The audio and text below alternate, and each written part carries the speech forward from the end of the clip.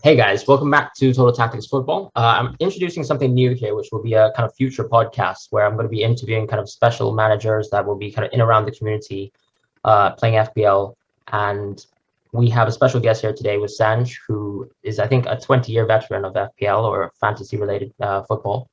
And this year, he's kind of accumulated so far at least a kind of top 200 rank, and probably maybe your best start so far ever FPL.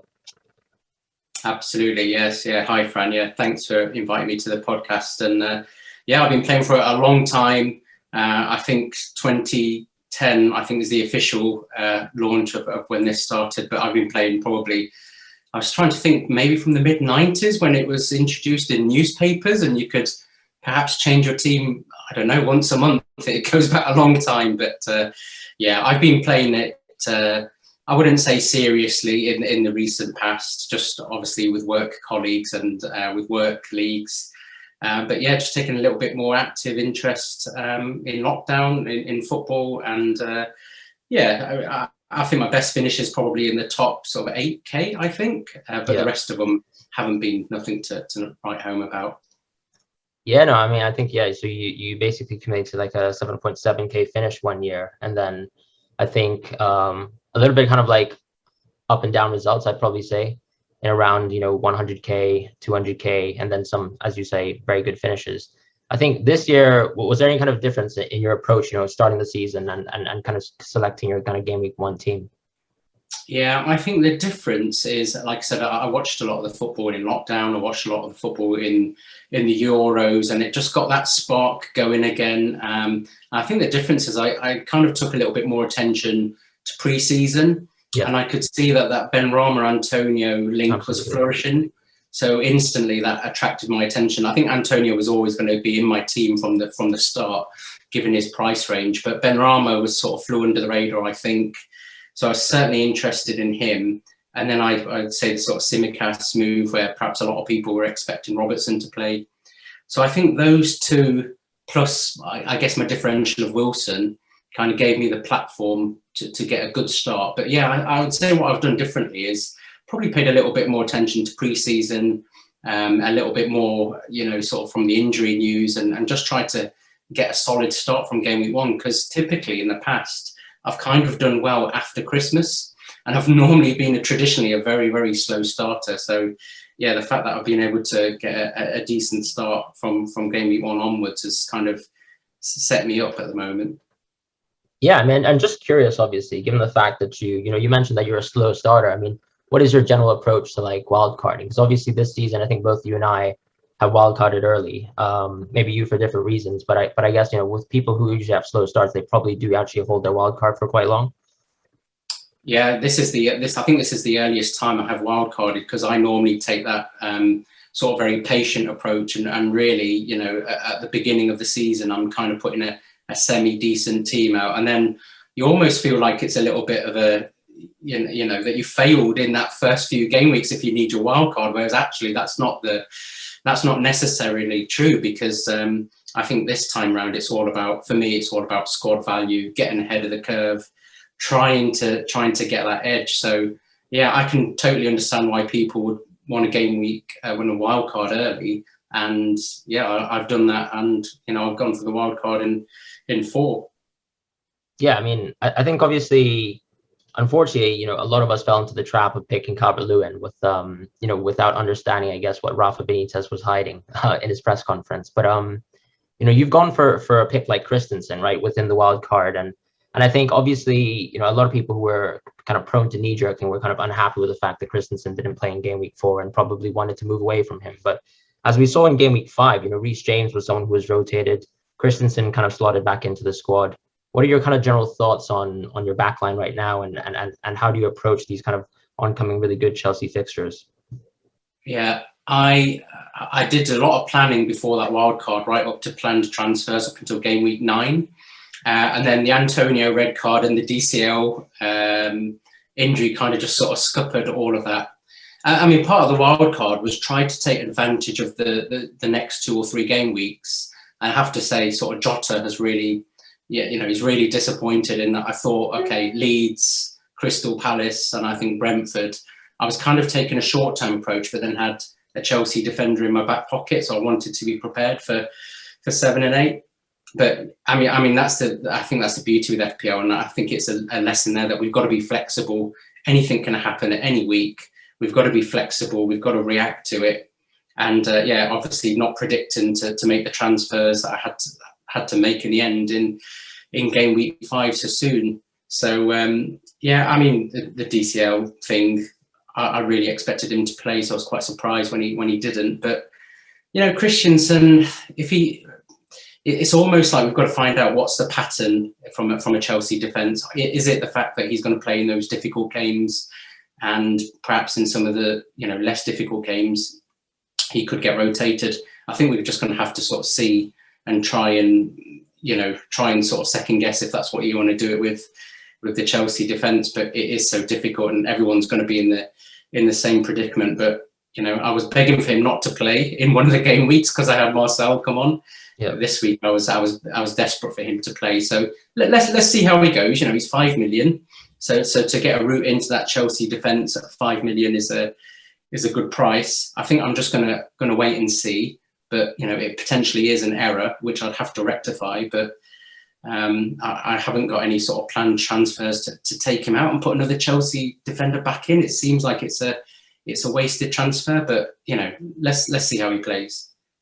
Yeah, I mean, I agree. It's a wasted transfer. I probably wouldn't move Christensen until maybe he misses 2 games in a row, to be honest. I think, obviously, if people haven't gone for Chelsea defenders, I think Rudiger probably is the safest option. But Alonso, to be honest, has played almost every single match, and you can't deny the fact that he is probably the most advanced Chelsea player who's, a defender. And Reece James, given the fact that he could be rotated, I think, in specific games. I still think Hudson can play in easier games, especially if it seems like Tuchel wants to prioritize making sure that he gets out of the Champions League groups, safely and soundly. So yeah, that's kind of what I'm looking for. Would you actually look to double up on a Chelsea defense, as we approach game week 7 and 8? Yeah. I mean, that is the plan. I think that's a lot in a lot of people's thinking, and they're just sort of so solid, aren't they? Really, I think it's 1 goal conceded. I think we have to realise though that our squad is really important. We've seen rotation already. That is going to be the sort of prime. Let's go for the Chelsea double up. But that's equally one of the reasons why I played the wildcard, is so I could have a stronger bench. And I think having those sort of 3, even though I've got sort of 2 playing bench players, I think having at least that depth and having at least 2 that are playing on a regular basis is going to help you with any rotation. But yeah, at the moment, I can't see past having a Chelsea double up. I'm not really inspired by the midfield, and there's no one standing out, obviously, other than Lukaku. So, unless someone makes a claim in game week 6 or 7 that's going to sort of turn me, and actually, will I go for 1 defender, 1 midfielder, and 1 attacker? I'm probably going to go with 2 defenders. Yeah, no, I think that makes a lot of sense. I mean, given the fact that you also have, Jota and Greenwood, similar to me, I think, I'm looking at them as probably, I have to probably get one or the other out eventually. I'm probably going to move into some sort of enabler that allows me to get into maybe a back 4. And you obviously mentioned that the midfield's a little bit thin right now. I think the options aren't fantastic. I think there are short-term punts maybe in terms of Sarr, but given the fact that we wildcarded early, that's kind of hard to play, I think, right now as a hand. And then in terms of kind of long-lasting midfielders, I think you have Rafinha, who's now an injury concern. So, do you have any kind of plans to kind of maybe move away from Jota and Greenwood, or are you happy kind of to see them play game week 5 and then make a decision, or game week 6 rather, and make a decision there? Yeah, I'm pretty set on moving Jota. The last 2 game weeks have really, really hurt me. I tore up one of my draft teams just to get him in. Yeah. So I think I'm quite set on getting rid of Jota. 1, because Firmino is back in training, so he could manage his game time. They're playing Brentford, which defensively, how many goals have they conceded? Maybe a couple. So certainly on a par with Chelsea and Man City from a defensive perspective. And I'm looking at getting Gray in from Everton. That's going to do two things. 1, they're playing Norwich, but it's also going to give me the budget to start moving into some of those defensive positions. So I think, watching Damari Gray, he is playing sometimes he does break, and he breaks quite central. Yeah. So I thought he would be an out-and-out winger, but some of the games that I've been watching, he does break, and then obviously with his pace, he can just get past defenders, leave him for dead, and he's actually been quite lethal, hasn't he, with his sort of finishing. So I have in one of my drafts, I did have Gray and Lukaku in one of my wildcard teams, which in retrospect, I probably would have been 20 points more better off had I gone with those two players. So yeah, on paper, the decision was right at the time. Jota had just so many sort of really good fixtures that those 3 fixtures were really eye-watering. But in the end, I'm going to have to get rid of him and put Gray in. And I'm not averse to getting rid of Greenwood as well. I just think, his minutes will be managed now. He will be rotated. He is a lethal striker, but eventually his time will come where we'll start to see less and less game time. So I'd be more than happy to move them on. And I think I'm pretty certain that I'm going to look to get Gray in. Okay, that makes sense. I mean, personally, for me, I think my issue with Greenwood isn't necessarily minutes right now, but just more so the fact that playing at right wing, he's really not getting enough touches. And I think you can even see that as well if you kind of look at the kind of post-match analysis. We'll probably have a heat map here as well of what kind of touches he made in the game versus West Ham. But I think, it's gone to a point where it seems like, if you are resorting to putting Greenwood on the wings, you're actually probably better off playing with, someone like Lingard or Rashford, who's much more, capable of playing from the wings and actually creating from deeper positions. And then Greenwood, who, the thing with him, of course, is that he pretty much scores off of, non-real kind of XG producing chances. So even when you look back in the weeks where he did well, I guess you probably wouldn't be able to find him having a good game in terms of underlying stats. But then, that's the beauty of FPL as well. I mean, a lot of people have kind of gone straight into Traore when, if you actually watch him play football, you probably wouldn't be that confident, picking him in your team and thinking that he would, magically turn around the corner. Because I think for me, my issue is that he failed the easiest chances. And regardless of the opposition, it doesn't matter. Ultimately, when you're just faced with the keeper one-on-one, it's just one chance. And it doesn't matter whether it's, Lloris or Jose Sa. So I think, I guess the issue with the midfield now is probably, I could probably see myself going into 2 midfielders. The only midfielder I might actually want to upgrade into, though, to be honest, is maybe someone like Jack Grealish, who actually does seem nailed for Man City. Yeah. I know obviously Man City is a common trap, but I do think he actually has all the assets that like a Pep loves in a player. And for example, when you contrast someone like Mahrez, who is very erratic at times and can only be really efficient when he gets to actually take his defender on, I think Jack Grealish is someone who, if he doesn't have to drive at defenses, can still create for the team. And that's probably the big difference between the two of them. And I think, obviously, when you go game week 7 onwards, you probably have that space in the midfield because Greenwood doesn't seem that interesting. Jota doesn't seem that interesting. So I can definitely see myself going for someone like a Gray or a Gallagher, to be honest, as well. Yeah. I don't know how you feel about Gallagher, actually. Yeah, I'd like to see a little bit more of him. I mean, he's definitely on the watch list because he's so busy and he's involved, and that's really what you want. I mean, I am a statistician in terms of my sort of university background, but I don't pay too much in terms of the XGs and the XJs. It is really, a lot of it is gut feeling, eye test. Are the players getting in the positions? Are they busy? Are they getting involved? And I see that from the Crystal Palace team. Obviously, they put in a good performance recently, but yeah, Gallagher is definitely on the watch list. It's how many points is he going to get for his price? And I think that's the key thing, isn't it? In FPL, you're optimizing the points per million. And I think maybe another week or 2. Let's just see how he fares in his games coming up. But yeah, he could definitely be one which you'd sort of just throw in more from a sort of consistent long-term basis and let the rest of the team do what it's doing. And if he's come in and making returns every now and then that's a bonus. But yeah, there's no one really sort of standing out for me in that midfield bracket other than the obvious, sort of more premium strikers like Salah and Mane. There's no one obvious really. You haven't got a supporting cast, have you, around Salah? I think that's the thing. Yeah. Totally not convinced by Leeds as an attacking force. Agreed.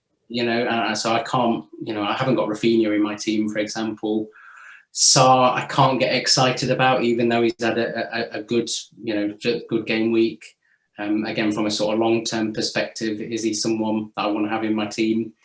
I think the jury's definitely out on him. So yeah, and looking at other players, I think is really important, because a lot of people in the community, I think, will be chasing the template.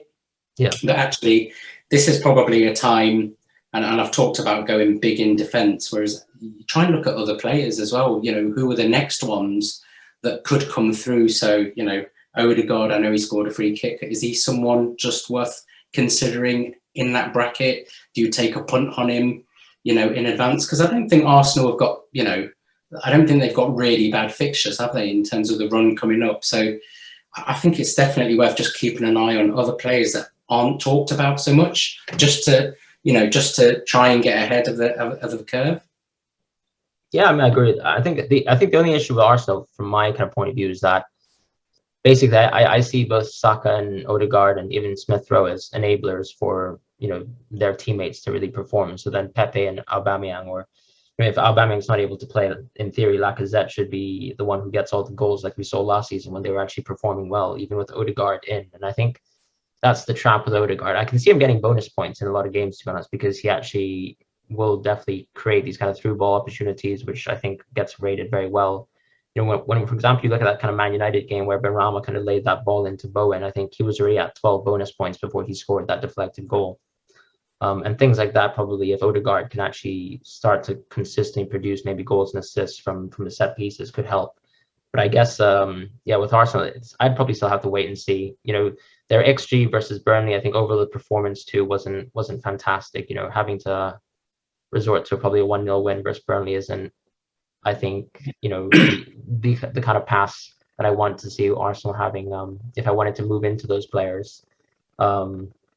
But yeah, I think also when we look at Brentford as well, the issue is, if we're chasing points, Tony becomes an interesting option for a lot of players, but they're pretty much going to face their biggest test of the season now. So I think, as you mentioned, there's very, very kind of thin margins in terms of being able to pick the right kind of differentials in terms of like your forwards and your midfields. So, I mean, I know you're holding Bamford now. Is there kind of any other forward that's actually on your radar, though, especially since Tony has those tough fixtures? Yeah, Bamford, I guess, was a reluctant short-term pick because, again, I was just not convinced. But then I'm looking around that price point, and I'd be quite happy to get DCL back. I think people are overlooking him. I know Rafa talked about him being out for 2 to 3 weeks. It wouldn't surprise me if he came back against Norwich. So one of the things that I might do is, see what that injury news is. I'd be quite happy to swap him back and captain him, actually. And I think that's the kind of thinking that you've got to have, that actually, Ronaldo, Salah, Antonio are the 3 plays from a captaincy point of view. But if I get any sniff of DCL coming back against Norwich, then in an ordinary game week, that's a captain candidate. But yeah, Bamford, I watched the game. I watched the game on Friday, and he just didn't. There was not any sort of clear-cut opportunities, was there, apart from one scuff shot. So yeah, I'm hoping he does better. But yeah, I haven't, not convinced by Jimenez, not convinced by St. Maximin, even though he's scintillating. I think he's had probably half a dozen shots in the box, I think. So, it's not just the player. You've got to look at the team. How many chances are they creating? And I think Bamford's going to be probably sort of in there for 2 or 3 games, and then I've got that decision, which a lot of people are thinking about, is which way do you go? Do you go with Ronaldo, Lukaku, and another striker, or do you actually go with Lukaku and 2 strikers and drop Ronaldo? So I've kind of drafted 3 teams at the moment in my head. One doesn't have Ronaldo. One has Ronaldo, Lukaku, and Trent, and then I've got a 3rd team with Ronaldo and Lukaku and not Trent, because obviously a lot of people are fixated on Trent and Salah. But I am open-minded in the sense that if I have to get rid of them for the balance of my team, then I will do it. Yeah. So that's just a conundrum that I'm kind of just sort of playing through my mind at the moment. No, that's interesting. I think personally for me, I'm probably looking to maybe get Lukaku a week later than others, so that I don't have to take a hit if I'm supposed to upgrade my defense. Because I think now that everyone's seen Ronaldo play and seen him score in every single game he's played a part in, they suddenly think that the Everton fixture is a lot juicier than it sounds. And obviously we saw a pretty terrible, I think, Everton performance in the second half versus Aston Villa as well. Even though actually Aston Villa didn't really build too much in terms of XG, I would pretty much put it down to, once again, individual mistakes in that kind of Everton defense. And I guess the worry is that, with Rondon as well inside this Everton team, they probably aren't kind of capable of holding the ball up versus most sides. And I still saw, to be honest, like just touching on Gray for a brief second. I mean, I think the beauty about him as a player is he finds it so easy to kind of create separation inside the box when once he actually has the ball, on his feet. And so he always can find that kind of finesse shot, which I think, like, when you look at Traore, for example, the only way he really beats a defender is actually by pushing the ball forwards and then, skying the shot or kind of whipping across when he's near the touchline or something like that. But Gray finds it very easy to kind of create space and put the ball into an area of space that he actually likes before he can actually kind of curl for a shot. So I think I really do like Gray. I think he does pass the eye test for me. But it's just, going back to the forwards, it's so thin that I think you're probably better off getting enablers, maybe a stronger defense. And even, I mean, if Bamford doesn't impress, then I guess if DCL's injury status is still, unknown, I might even be tempted to downgrade my defense, maybe go for some sort of 4-4-2 potentially, just because I don't really see the point in having a third forward now when all the other options are so uninteresting. I guess Wilson, if he comes back, could still be, an asset to look for as well, because he's such a talisman for Newcastle and is much more clinical than I would probably say ASM. But I don't know how you feel about Wilson if he returns.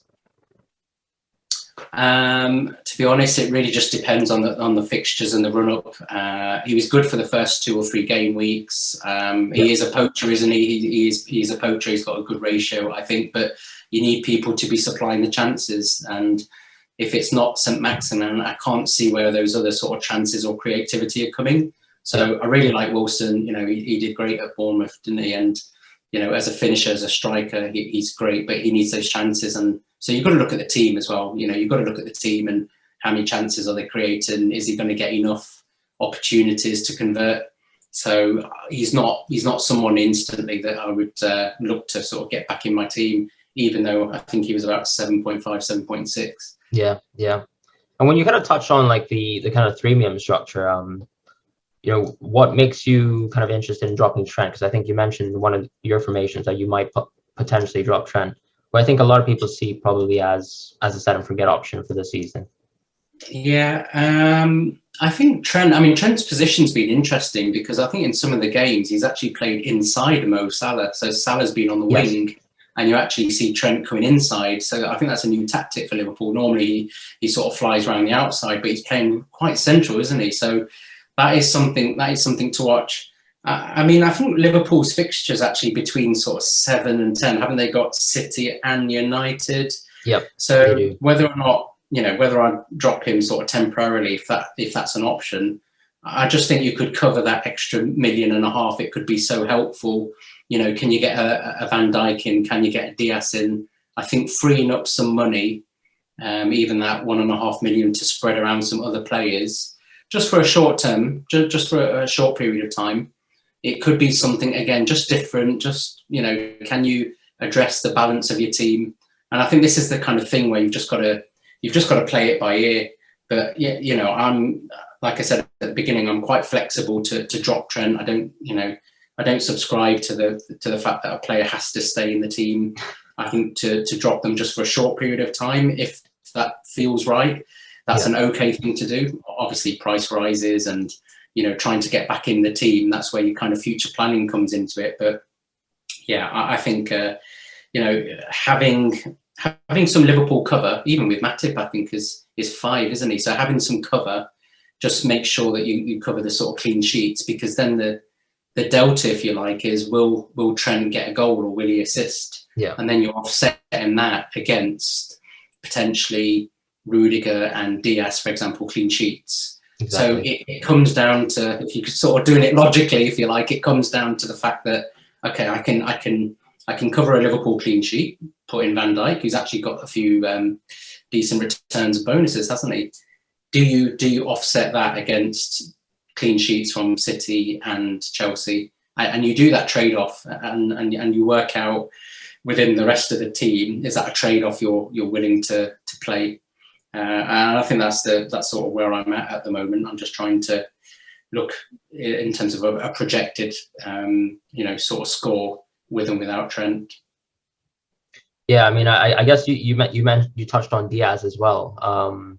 Is Diaz someone you're looking at, to join your team regardless, maybe regardless of whether you drop Trent, for example, or does Cancelo interest you as well? Cancelo definitely, Cancelo definitely interests me just from an attacking perspective, and I think he's 0.1 cheaper now, isn't he? I mean, Diaz is great because just seeing him in your team, he's just rock solid, isn't he? Yeah. And obviously always liable to get something from a corner, for example, and bonus points as well. But yeah, Cancelo seems fairly stable in that left back position, and I don't think Zinchenko does the same sort of job. So I think one of those two certainly is in my mind, potentially coming in 8.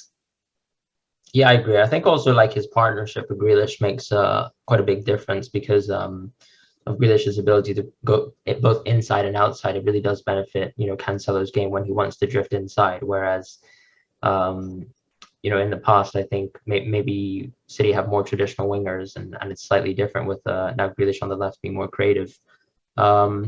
I don't know though. I think with Man City, a lot of people are probably going to think about Kevin De Bruyne when he comes back to full fitness. Does he ever kind of interest you as an asset, or have you tinkered around with KDB in previous seasons? Yeah, I've had KDB in previous seasons, and again, it's just another example where he could just tear up this conversation that we're having around game week 7, 8, 9. If he comes in and starts flourishing, if Foden starts coming in and flourishing, and this is why it all comes back to that flexibility point again. Any one of these players, there could be an asset that pops up and tears up all the plans again. And yeah, he's definitely someone again where you think, actually, do I keep swapping between him and Salah, for example, depending on the game week? I mean, that's certainly crossed my mind, and is a strategy I haven't implemented yet, but I'm definitely happy to hop on and off players if there was nothing else wrong with my team. I tried to do that. I tried to be clever in game week 3, I think it was, and I brought in Son and swapped out Salah. That didn't work. I think they both got 10 points in the end, but I ended up wildcarding anyway. So I'm just trying to get an edge, and I'll be happy to get an edge by doing a transfer out if I feel like there's a fixture which actually could turn and be beneficial for someone else, and get that player back in the next game week. So there are sort of things like that I want to do later in the season, but at the moment, because it's so early, I'm kind of just playing quite cautious at the moment and not taking too many risks. No, that's fair enough. And I think obviously we can go short term as well for now, in the fact we kind of talked, I think, more medium to long term for a bit. Just touch on game week 6. What do you have any plans for transfers? Do you want to roll your transfer? This seems like a week, to be honest, that's quite rollable. I would say, especially since people are just kind of ramping up for these big kind of fixture changes for Chelsea and kind of changing their formation or whatnot by that week. Yeah, I'm about 90% certain I'm doing Jota to Gray. 1, because Everton are playing Norwich, and 2, he's going to enable my funds to do the things that I want to do in 7. I know what's going to happen. I know Jota's going to haul. I'm prepared for it. I am mentally prepared for him scoring a brace. But I think it's almost like you've had 2 chances, and I can't worry about the player I'm taking out. I've got to look at the positives of the player I'm putting in. Yeah. And again, it's a home tie. It's against Norwich, so at the very least, I'd expect Gray at least to match Jota. I mean, Howie didn't score that goal from about 2 yards. I was tearing my hair out, but I'm pretty set on letting Jota go.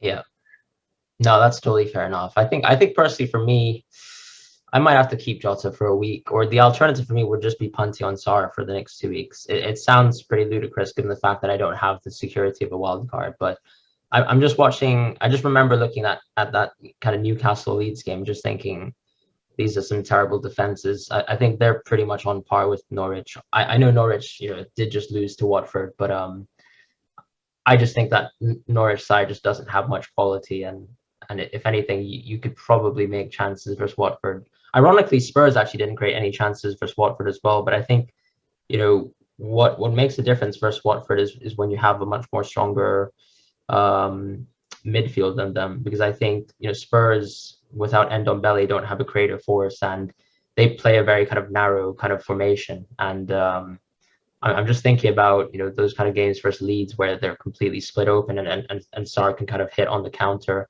Even Newcastle as well, the kind of spaces that they left Rafinha, because I think I didn't hold Rafinha because I was kind of keeping Benrahma, right, practicing patience basically. And I was just watching that one-on-one opportunity with Rafinha thinking, how do you miss that chance? I know.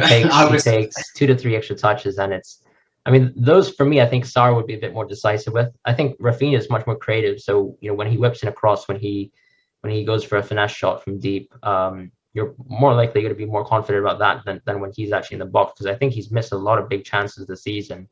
And I wouldn't be chasing that, obviously, as a non-Rafinha owner, but it's interesting because those kind of opportunities are ones I think Sarr is kind of really fit to kind of, capitalize on. Yeah, I mean, I was kind of watching with my eyes closed whenever Rafinha had the ball as a non-Rafinha. Exactly. He was so dangerous, wasn't he? And he had so many opportunities, and they were just they were exposed, but he just lacked something, doesn't he? And that's the difference with him. It's almost symbolic of how he played in that match and how Leeds are playing at the moment. They are, they are a different team compared to previous seasons, but we know it's personnel, we know they've got injuries, but they just don't seem to be at the races, do they, even from the first game week? So yeah, I think that team just needs to get back into full strength, and but he should have scored more, didn't he? He should have had absolutely more. He took an age to score, so I was quite thankful we got away with, what was it, 8 points, I think, in the end, something like that. And I think Bamford got a lucky assist. So given how the game week 5 was going, I actually tweeted and said I'm quite happy with my 5 points for Bamford. This could actually be a good return. When I was at one point thinking, I don't think I'm even going to get an 11 out here. So I definitely had a better Sunday than Saturday. Yeah, I mean, I think it also helped that Jimenez blanked.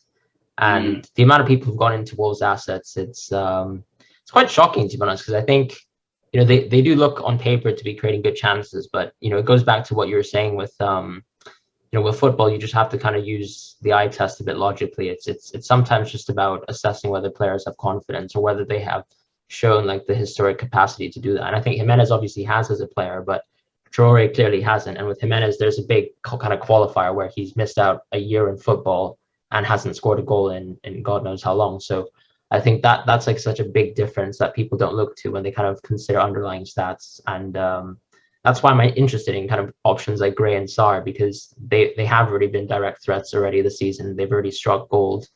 And I don't think, as you say, kind of chasing expected points really makes too much sense all the time, especially when you're kind of playing with assets around that territory. And if there's such an interesting one, across the pond, such as Sarr and Gray, even Gallagher, to be honest, who I think has amassed some kind of really nice XG figures, but has also hauled already. He's a nice asset for me because he takes set pieces. So those, I think, all are much more kind of interesting options. When we kind of look, sorry, go for it. I wouldn't give up on Wolves. It's only one game. You've got to look at the past 3 games. They've done so well. They should have beaten Man United. I think they were unlucky in the other games as well. So, one game, it's only one game, and people are already sort of questioning their decisions on the Wolves defence. People who might have even done a double or treble up. I know Sarr was in a lot of my drafts as a goalkeeper, but you've got to, it could be a one-off. It's the kind of thing that galvanises the team again to say, look, we dropped our guard. Let's go again.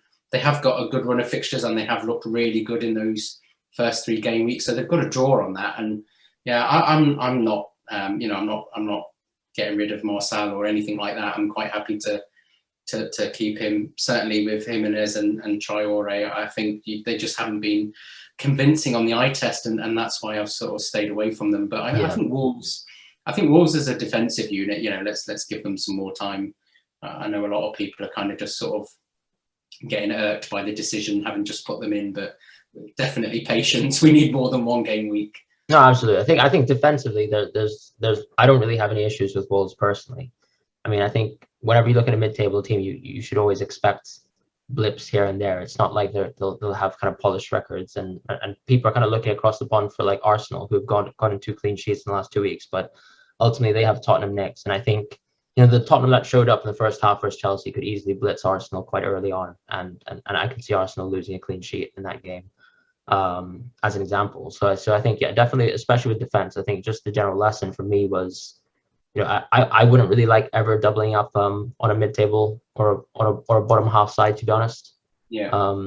Brentford might be, they probably will finish in the top half of the table, to be honest, just because they look that solid defensively. But even with them, I would never consider kind of doubling up on the defense there. Are you looking at Brentford maybe in the medium term, obviously after the fixtures kind of swing?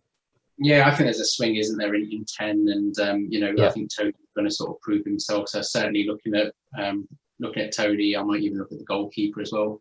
One of the things I did want to do is I wanted to move off Sanchez, because obviously I think he's about a quarter owned.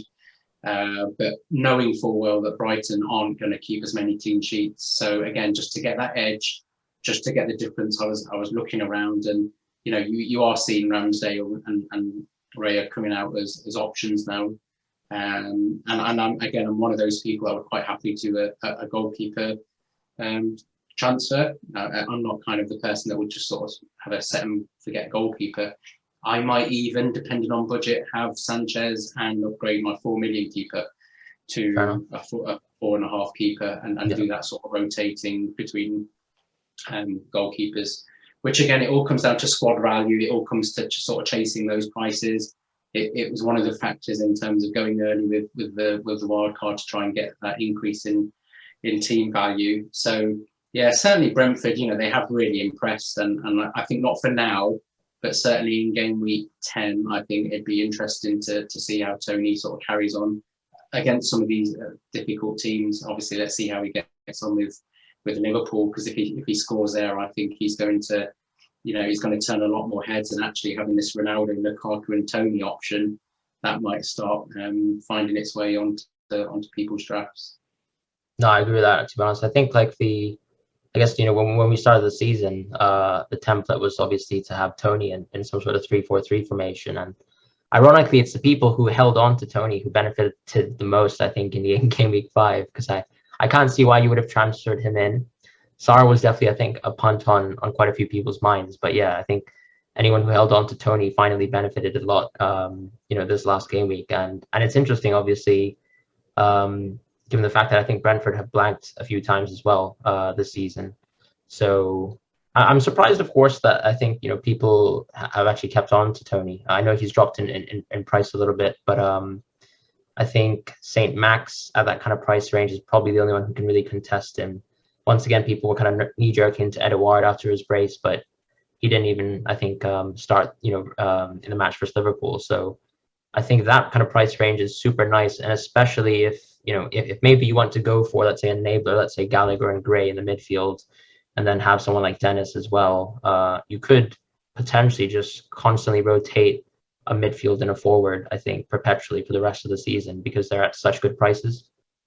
Yeah, I guess I'm not normally one to kind of knee jerk straight just because like putting Edouard in for Crystal Palace just because he scored a couple of goals or so.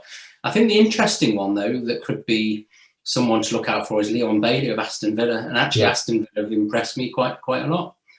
So obviously when he came on, he obviously did what he did, and he looked pretty exciting in a decent Villa team, who I think in one of my original drafts, I had Watkins, and I was pretty set on Watkins as one of my strikers. And I can't remember, he must have got injured now, and I think I swapped him for Wilson, and I've had Danny Ings from the start as well.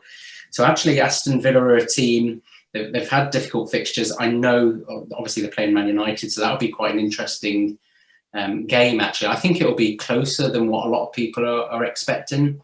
One of the reasons why I got rid of Shaw was I just, I can see United always conceding that goal. So it didn't surprise me when they conceded to Newcastle. It didn't surprise me when they conceded to West Ham. So I think a lot of people are going to do that natural move out of Shaw, aren't they? And put in a Rudiger, which is a nice switch to do. But I kind of got rid of him early because I didn't see the defensive clean sheets, even though, from an attacking point of view, he's got that massive potential, hasn't he, to hang those crosses up in the air for Ronaldo. But yeah, Leon Bailey is certainly one to watch. And I think Aston Villa as a team, again, just trying to think away from the template and away from what a lot of people are talking about, getting a Watkins or getting an Ings as a third striker.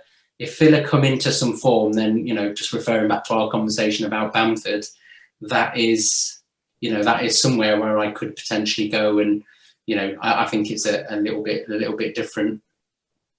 Yeah, I agree. I think even Matty Cash is quite an interesting option, maybe as a fourth defender, if you are going for like a back four and want to kind of save up a little bit of money.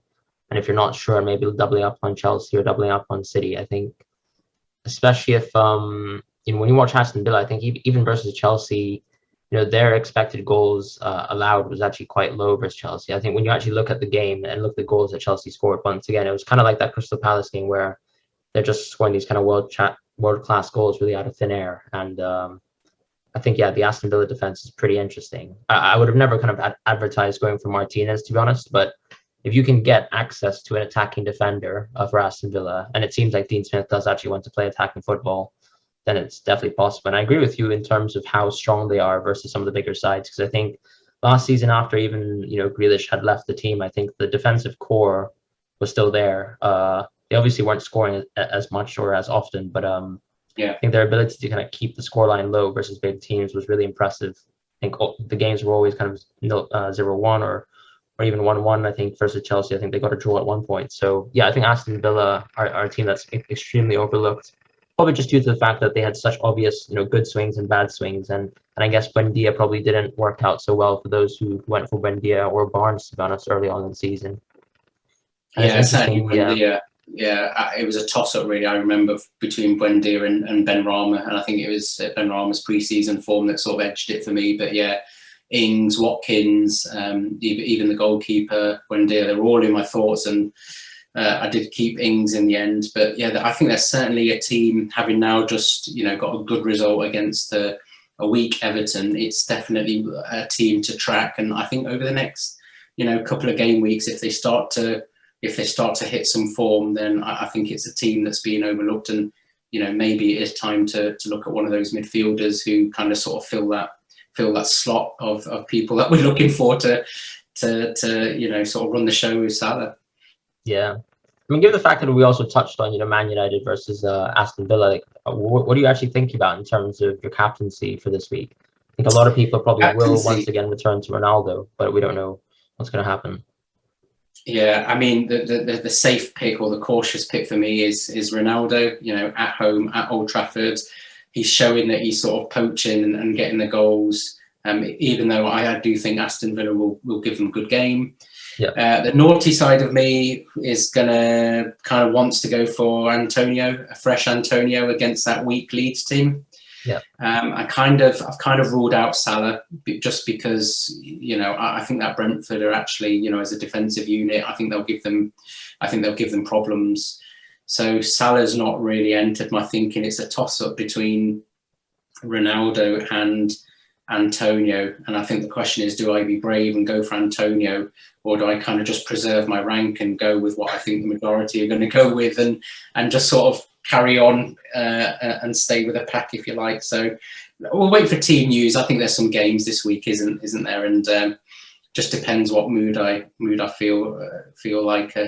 I said again, I put out a tweet saying that naughty side of me should have put Dennis in this week, and he scored. So sometimes you've got to listen to your gut. But I think West Ham have played really well. They gave Man United a really good game, didn't they? And unlucky not to obviously come out with a draw. So I've been impressed. And again, just in terms of that whole team attacking threat, they've got a very good team attacking threat. And obviously Antonio's going to get a lot of chances. So at the moment, my captaincy is on Ronaldo, but I could tempt myself to put it on Antonio. What about you? No, that's interesting. I think I'm still undecided, actually. I need to probably give a little bit more thought into it. I think Salah is interesting because I think Liverpool are probably the XG leaders of the league so far. So probably the best kind of chance creating team now that they've actually got their defense and midfield in order. And then, you're facing off versus Brentford, where I think second in expected goals allowed. So that shows, how much of a quality defense they are. But that is the kind of first big test. And I think just the way that they were able to kind of dispatch Crystal Palace quite easily, for me, tempts me back to Salah slightly, just due to the fact that I actually thought Crystal Palace would probably keep the scoreline quite low once again, just based off their performance versus Chelsea. I thought, Chelsea scored some pretty ridiculous goals, an outside the box shot from Chalobah, a free kick, I think, from Marcos Alonso. So those chances I wasn't expecting Liverpool to kind of get, but they really kind of blew past Crystal Palace, and that's kind of my slight worry. I think where maybe individually, I think Brentford could be challenged versus that kind of front three of maybe Firmino, who's fit as well. But I think, yeah, as you say, I think Antonio probably is going to be my option. If I had a gun to my head, I would probably pick Antonio now. I think just Leeds, their defense it's an absolute state right now. And I think with Ayling maybe even injured, I'd probably have to follow the team news with that too, because if he's out, then I think their team is pretty much makeshift. And then with Rafinha out too, I think then you're basically asking to get caved in for 90 minutes, and that's basically Antonio's wheelhouse, because you wouldn't have to kind of work hard at all to get the ball upfield. Because I think when you saw that Newcastle game where Rafinha was subbed off, I think the momentum completely swapped back into Newcastle's favor, where Leeds just couldn't retain the ball. They didn't have an outlet pass on the wings anymore, and I think they were just kind of asking to stay alive really. But as we know with Newcastle, they're not clinical enough, and when your best kind of clinical player is say Maximum, that's probably not enough to beat most sides. I think I would say he's very good as a second option, I think, and a creator, to be honest. But yeah, I think Antonio probably is the most reasonable shout. With Ronaldo, I think the only reason why I'm not that interested, as you say, is just due to the fact that Aston Villa is so interesting. I've been really kind of surprised with their performances, especially since it's been such a great U-turn from that terrible game versus Watford, because they were very hapless. I think even Target was a big liability. He wasn't allowed to play the next game. I think Ashley Young came in, but since then they've been looking really good. And Martinez, of course, when he's back on the side with Mings, that kind of transforms that Aston Villa defense. So probably leading Antonio, I think, but we'll see. Have I swayed you to Antonio?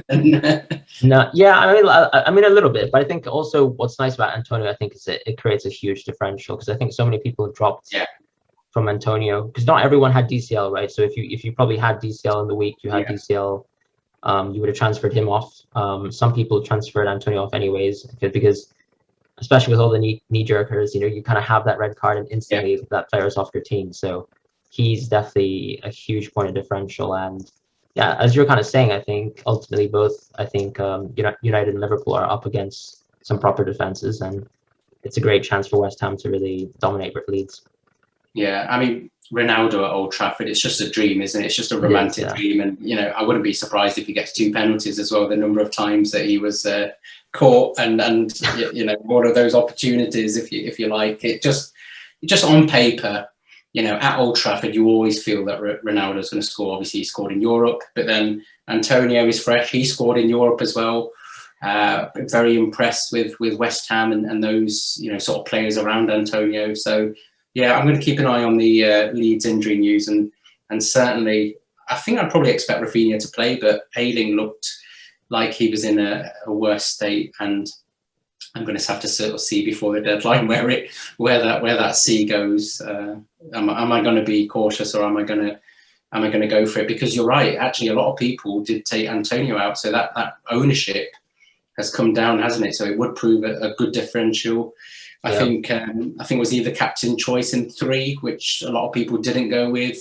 Can't remember who the alternative is. It was probably Salah, but yeah, Antonio having, I think, on the back of that win against Leicester, he looked in good form, and he's sort of continued in that good form. So I think those two are the ones to sort of debate for me.